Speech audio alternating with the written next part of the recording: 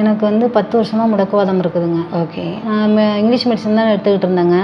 நாளடைவில் எனக்கு ரொம்ப வலியை தான் அதிகமாக்கிட்டு எனக்கு அப்புறம் படுத்த படிக்கிற மாதிரி ஆயிட்டாங்க. மெடிசன் வந்து 10 வருஷமா எடுத்துருந்தேன் மேடம். போட்டு போட்டு வலியே கேட்க மாட்டேங்குதுங்க. நம்ம வந்து இருக்கவே கூடாது அப்படிங்கிற முடிவுக்கு வந்துட்டு நான் என்னால் எந்திரிக்க முடியாதுங்க அப்படின்னு சொன்னாங்கட்டையும் ரொம்ப வந்து சூசைட் பண்ணுற அளவுக்கு கூட ஆகிட்டாங்க. அந்த அளவுக்கு ரொம்ப மனம் வரந்துனாங்க. யாராவது ஏதாவது சொன்னா கூட அவ்வளோ கோவம் வருங்க எனக்கு.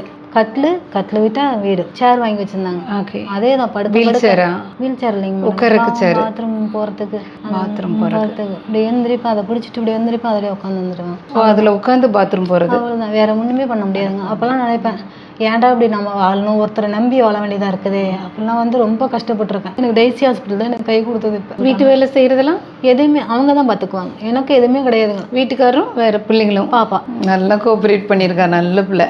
ஏன்டா வாழணும், நம்ம வாழக்கூடாது, இப்படிலாம் செத்துடணும், இப்போ இருக்கக்கூடாது அப்படின்ட்டு. அப்புறம் இந்த மெடிசன் எடுத்த பிறகு இப்போ கொஞ்சம் நான் வந்து நீங்கள் சொன்ன டயட்டு எல்லாமே ஃபாலோ பண்ணேன். நான் என்னோட உடம்பு வந்து 87 கிலோ இருந்தேன். அப்புறம் அந்த டயட்டு ஃபாலோ பண்ணி அப்படியே எனக்கு வந்து 17 கிலோ பக்கம் கம்மியாயிடுச்சு. 17 கிலோ குறைஞ்சி.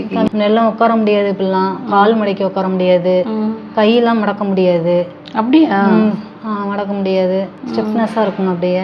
இப்போ நல்லா நிமிந்து உட்காந்துக்கிறேன். நிமிந்து கூட என்னால் நடக்க முடியாது, இப்படி கூணிகிட்டே தான் நடப்பேங்க. இப்போ அந்த அளவுக்கு பரவாயில்லைங்க. இப்போ நான் நிமிந்து நடக்கிறேன். வயிறுலாம் தொப்பையும் நெத்தச்சோடு இருந்துச்சுங்க. இது எல்லாமே கம்மியாயிட்டுங்க. இப்போ நீங்கள் படுக்கையிலேருந்து எந்திரிக்கும் போது 2 பேர் தூக்கி விடுறாங்களா, நீங்களே எந்திரிக்கிறீங்களா? இப்போ நானே எந்திரிச்சிடுவேங்க மேடம்.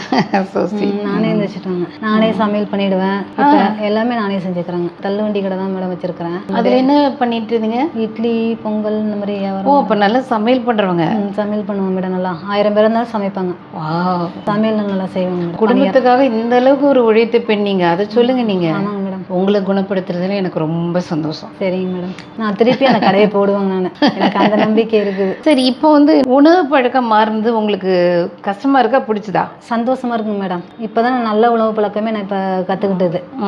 முதல்ல பண்ண தப்பு என்ன? இப்படி ஒரு வியாதி வர்றதுக்கு நீங்க என்ன தப்பு பண்ணீங்கன்னு இப்போ ஃபீல் பண்றீங்க? கண்டிப்பா நீங்க சொன்ன மாதிரி தோசை, இட்லி, சாப்பாடு, ஃபுல்லா சாப்பாடு சாப்பிடுவேன். நல்லா சாப்பாடு சாப்பிடுவேன், மீன் இதெல்லாம் சாப்பிடுவேன். இருந்தாலும் வந்து காய்கறிகள் அதிகமாக எடுக்க மாட்டேன், பயிர் வகைகள் எடுக்க மாட்டேன். அந்த மாதிரிலாம் நிறைய தப்பு பண்ணேன். இதெல்லாமே அப்படியே மாற்றிட்டேன். என்னோட லைஃப் ஸ்டைலே மாற்றிட்டேன். நான் இப்போ என்னோட வலி வந்து யாருக்குமே வரக்கூடாதுன்னு நினைக்கிறேன். நான் இந்த மாதிரி வலியில் அனுபவிக்கிறவங்க வந்து உங்கள் ஹாஸ்பிட்டலுக்கு வந்தால் கண்டிப்பாக அவங்களுக்கு நல்ல ஒரு ரிசல்ட் கிடைக்குங்க.